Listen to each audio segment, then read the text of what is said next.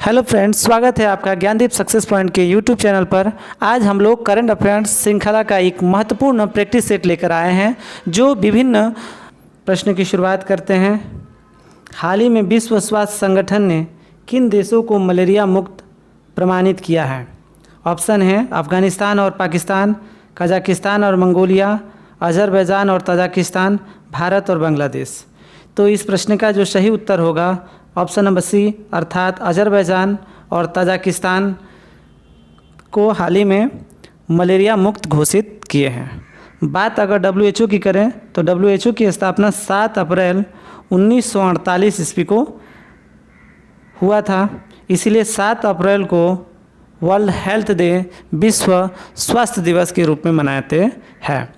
अगर बात की जाए इसके हेडक्वार्टर की, इसका हेडक्वार्टर जिनेवा में स्थित है, ठीक है। और बात मलेरिया की जाए तो मलेरिया मादा एनोफिलीज मच्छर के काटने से उत्पन्न होता है, ठीक है। और अजरबैजान की राजधानी बाकू है। अब नेक्स्ट प्रश्न की ओर चलते हैं। भारत जस्टिस रिपोर्ट 2022 के अनुसार राज्यों में न्याय प्रदान करने के संदर्भ में किस राज्य ने शीर्ष स्थान हासिल किया है? ऑप्शन है कर्नाटक, महाराष्ट्र, गुजरात और मध्य प्रदेश। तो इस प्रश्न का जो सही उत्तर होगा ऑप्शन नंबर ए, अर्थात कर्नाटक ने इंडिया जस्टिस रिपोर्ट में टॉप किया है, अर्थात वहाँ न्यायिक व्यवस्थाएं ठीक है। अगर बड़े राज्यों में सबसे अंतिम पावदान पर कौन है तो उसका आंसर होगा उत्तर प्रदेश। ध्यान रखेंगे, सबसे अंतिम स्थान पर कौन है? उत्तर प्रदेश, ठीक है। अब नेक्स्ट प्रश्न की बात करते हैं। किस देश ने फतह नामक अपनी स्वदेशी हाइपरसोनिक मिसाइल का अनावरण किया है? ऑप्शन है पाकिस्तान, ईरान, इराक और इजराइल। तो इस प्रश्न का जो सही उत्तर होगा ऑप्शन नंबर बी, अर्थात ईरान। ईरान ने हाल ही में फतह नामक अपनी स्वदेशी विमान हाइपरसोनिक विमान का अनावरण किया है। ईरान की राजधानी की अगर बात करें तो ईरान की राजधानी तेहरान है और वर्तमान में ईरान के अगर राष्ट्रपति की बात करें इब्राहिम राइसी है। कौन है? इब्राहिम राइसी। इब्राहिम राइसी अभी ईरान के राष्ट्रपति है, ठीक है। अब नेक्स्ट प्रश्न की ओर चलते हैं हम लोग। विश्व पर्यावरण दिवस, हम लोग जानते हैं कि विश्व पर्यावरण दिवस 5 जून को मनाया जाता है और इस दिवस की थीम क्या रखी गई है? ठीक है। ऑप्शन है प्लास्टिक प्रदूषण समाप्त करो, प्लास्टिक प्रदूषण का समाधान, ऑप्शन सी है पर्यावरण की सुरक्षा और ऑप्शन नंबर डी है इनमें से कोई नहीं। तो इस प्रश्न का जो सही उत्तर होगा ऑप्शन नंबर बी, अर्थात प्लास्टिक प्रदूषण का समाधान। ये है विश्व पर्यावरण दिवस 2023 की थीम। अरब सागर में आए तूफान को किस देश ने बिपरजॉय नाम दिया? Oman, Iraq, Iran, Bangladesh. और इस प्रश्न का जो सही उत्तर होगा ऑप्शन नंबर डी, अर्थात बांग्लादेश ने अरब सागर में आए तूफान का नाम बिपरजॉय रखा। और इससे सबसे अधिक प्रभावित गुजरात का क्षेत्र रहा।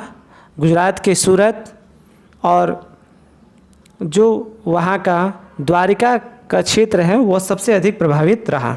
ध्यान रखेंगे जितने भी खाड़ी देश हैं, 13 खाड़ी देश आपस में मिल करके 13 नाम इन्होंने इकट्ठा किए हुए हैं और ये 13 देश 13 नामों को करेंगे तो 169 नाम पहले से ही सेलेक्टेड है और बारी बारी से अल्फ़ाबेटिकल जिस देश का नंबर आता है वो अपने अनुसार उसका नामकरण करते जाता है। आई होप आपको ये जानकारी पसंद आई है। अब हम लोग नेक्स्ट प्रश्न की ओर चलते हैं। डिजिटल भुगतान के मामले में कौन सा देश दुनिया में शीर्ष स्थान पर है? USA, चीन, जापान और भारत।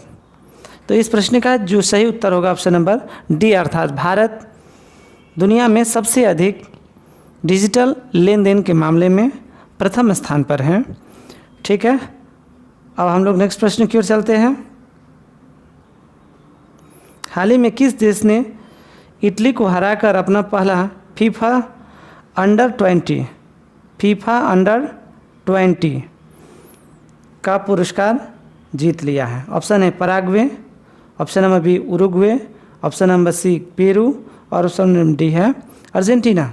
तो इस प्रश्न का जो सही उत्तर होगा ऑप्शन नंबर बी अर्थात उरुग्वे। उरुग्वे ने इटली को हराकर अंडर 19 फीफा विश्व कप को जीत लिया है। अगर बात करें भारत का, तो फीफा रैंकिंग में भारत का स्थान 101वां है, 101 है। और पहले स्थान पर अगर बात की जाए तो पहले स्थान पर अर्जेंटीना है। हाल ही में किस राज्य सरकार द्वारा लर्न एंड अर्न योजना, सीखो और कमाओ योजना की शुरुआत की है? ऑप्शन ए मध्य प्रदेश, उत्तराखंड, हिमाचल प्रदेश, उत्तर प्रदेश। तो इस प्रश्न का जो सही उत्तर होगा ऑप्शन नंबर ए अर्थात मध्य प्रदेश सरकार ने हाल ही में लर्न एंड अर्न योजना की शुरुआत की है। और मध्य प्रदेश के मुख्यमंत्री की अगर बात की जाए तो मध्य प्रदेश के मुख्यमंत्री श्री शिवराज सिंह चौहान हैं। ठीक है, हाल ही में मध्य प्रदेश का जो इंदौर शहर है पहला सोलर सिटी बना हुआ है।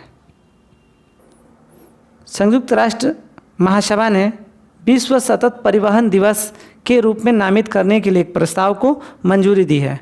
अर्थात विश्व सतत परिवहन दिवस अब किस तिथि को मनाया जाएगा? ऑप्शन है 27 सितंबर, 26 नवंबर, 29 नवंबर और 27 नवंबर।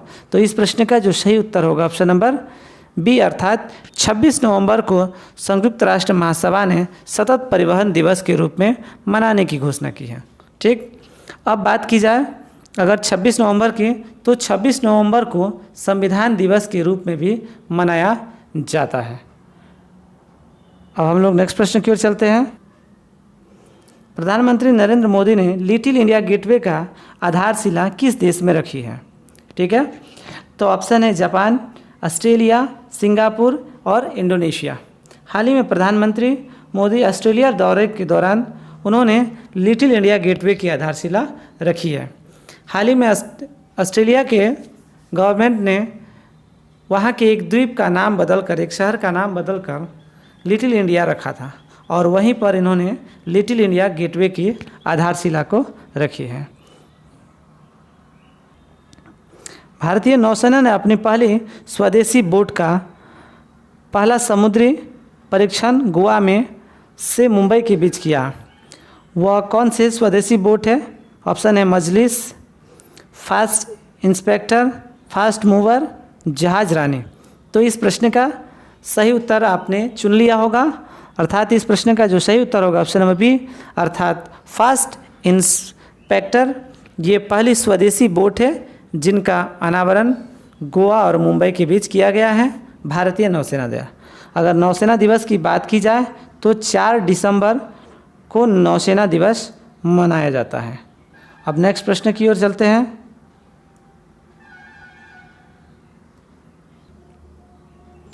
वर्ष 2021 में क्वाड सम्मेलन की मेजबानी किस देश द्वारा की जाएगी? ऑप्शन है भारत, जापान, अमेरिका और ऑस्ट्रेलिया। तो इस प्रश्न का जो सही उत्तर होगा ऑप्शन नंबर ए अर्थात भारत के द्वारा। भारत द्वारा क्वाड शिखर सम्मेलन की मेज़बानी की जाएगी। अगर क्वाड की बात की जाए तो क्वाड में 4 देश आते हैं। क्वाड में 4 देश आते हैं, वह देश हैं यूएसए, जापान, इंडिया और ऑस्ट्रेलिया। ये 4 देश हैं, इंडिया, जापान, ऑस्ट्रेलिया और भारत। ये 4 देश यूएसए में हैं, सॉरी क्वाड में हैं। अब नेक्स्ट प्रश्न की ओर चलते हैं। किस देश ने अपने पर्यटन उद्योग को पुनर्जीवित करने के लिए 2025 को विशेष पर्यटन वर्ष घोषित किया है? ऑप्शन है भारत, भूटान, नेपाल और बांग्लादेश। तो इस प्रश्न का जो सही उत्तर होगा ऑप्शन नंबर सी अर्थात नेपाल ने वर्ष 2025 को विशेष पर्यटन वर्ष के रूप में घोषित किया है। अब नेक्स्ट प्रश्न की ओर चलते हैं। केंद्रीय गृह एवं सहकारिता मंत्री, ध्यान रखेंगे केंद्रीय गृह मंत्री और सहकारिता मंत्री, जिसका पहले मंत्री हैं यह, क्योंकि इनका गठन सहकारिता मंत्रालय का गठन हाल ही में किया गया है, द्वारा जनगणना भवन जनगण भवन का उद्घाटन किया गया है? ऑप्शन है नई दिल्ली, कोलकाता, वाराणसी, देहरादून। तो इस प्रश्न का जो सही उत्तर होगा ऑप्शन नंबर ए अर्थात नई दिल्ली में किया गया है। चूँकि जनगणना की अगर बात की जाए तो जनगणना गृह मंत्रालय के अधीन आता है, इसलिए गृह मंत्री अमित शाह हैं और उन्होंने ही इनका उद्घाटन किया है। भारत ने चक्रवात मोचा से प्रभावित किस देश में लोगों को मानवीय सहायता प्रदान करने के लिए ऑपरेशन करुणा को शुरू किया? ध्यान रखेंगे ये ऑपरेशन करुणा की बात कर रहे हैं। ऑप्शन है बांग्लादेश, म्यांमार, थाईलैंड और इंडोनेशिया। तो इस प्रश्न का जो सही उत्तर होगा ऑप्शन नंबर बी अर्थात म्यांमार में शुरू किया गया है। ठीक है, तो ऑपरेशन करुणा म्यांमार में चक्रवाती तूफान से बचाने के लिए शुरू किया गया था, लेकिन हाल ही में तुर्की और सीरिया में जो भूकंप आया था और उस भूकंप में राहत सामग्री के रूप में भारत सरकार द्वारा ऑपरेशन दोस्त, ठीक है, ऑपरेशन दोस्त को शुरू किया गया था। अब हम लोग नेक्स्ट प्रश्न की ओर चलते हैं। हाल ही में 13वें भारत रत्न डॉक्टर अंबेडकर पुरस्कार 2023 से किसे सम्मानित किया गया है? ऑप्शन है अमित शाह, योगी आदित्यनाथ, राजनाथ सिंह, नीतीश कुमार।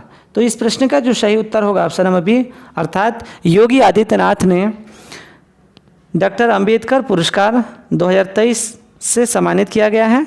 योगी आदित्यनाथ वर्तमान में उत्तर प्रदेश के मुख्यमंत्री है और साथ ही साथ हाल ही में उत्तर प्रदेश सरकार ने अभी वन डिस्ट्रिक्ट वन स्पोर्ट योजना को भी लॉन्च किए हैं। इसके पूर्व उन्होंने वन डिस्ट्रिक्ट वन प्रोडक्ट योजना को लॉन्च किए थे। हाल ही में चर्चा में रहा मैतेई जनजाति समूह किस राज्य से संबंधित है?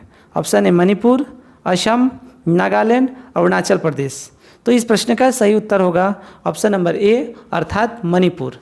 मणिपुर राज्य में मैतेई जनजाति है और इसी के द्वारा हाल ही में बहुत सारे वहाँ पर उग्रवादी प्रदर्शन भी किए गए हैं। विश्व जी शिखर सम्मेलन के संबंध में कौन सा कथन सत्य है? यह सम्मेलन 19 से 21 मई 2023 तक हिरोशिमा शहर में आयोजित किया गया। बिल्कुल सही है ये। इस शिखर सम्मेलन में भारत के प्रधानमंत्री ने जापान के हिरोशिमा में महात्मा गांधी की एक प्रतिमा का भी अनावरण किया। ये भी ऑप्शन बिल्कुल सही है। इस सम्मेलन में भारतीय प्रधानमंत्री ने 10 सूत्री, ध्यान रखेंगे 10 सूत्री कार्यक्रम कार्य योजना को भी रखा और ये भी बिल्कुल सही है। अर्थात इस प्रश्न का जो सही उत्तर होगा ऑप्शन नंबर डी अर्थात उपयुक्त सभी। ध्यान रखेंगे भारत G7 का सदस्य देश नहीं है।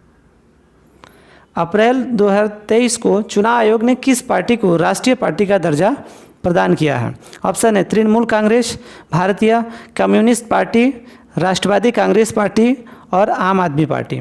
तो इस प्रश्न का जो सही उत्तर होगा भारतीय चुनाव आयोग के द्वारा आम आदमी पार्टी को राष्ट्रीय पार्टी का दर्जा दे दिया गया है।